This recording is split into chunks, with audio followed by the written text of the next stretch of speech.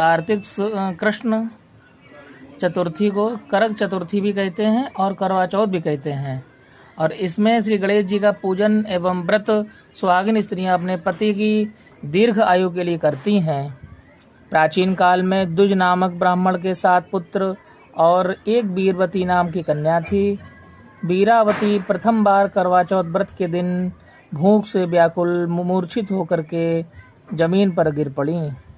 तभी सब भाई यह देखकर रोने लगे और जल से मुंह धुलाकर एक भाई बट के वृक्ष पर चढ़ करके चलनी में दीपक दिखा करके बहन से कहा, चंद्रमा निकल आया है। उस अग्नि रूप को चंद्रमा समझकर तुम व्रत छोड़ दो। वह चंद्रमा को अर्घ देकर भोजन के लिए बैठी।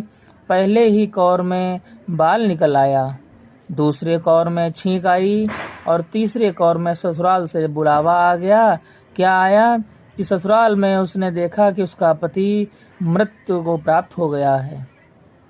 संयोग से वहां इंद्राणी आई और वीरावती उन्हें देखकर विलाप करते हुए बोली कि हे माँ, यह किस अपराध का फल मुझे मिला है।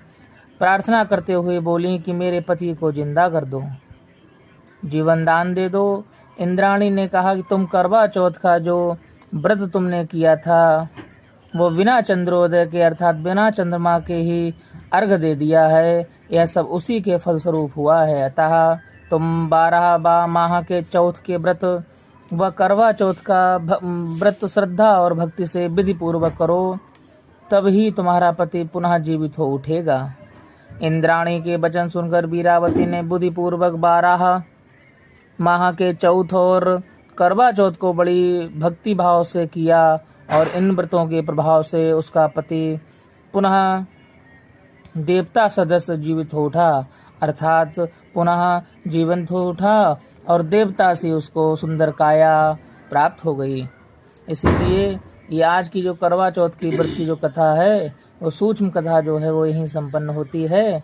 और आज की कथा बड़े ही श्रद्धा भाव से सुहागिन स्त्रियों को करनी चाहिए और विधि पूर्वक भगवान का पूजन अर्चन करना चाहिए।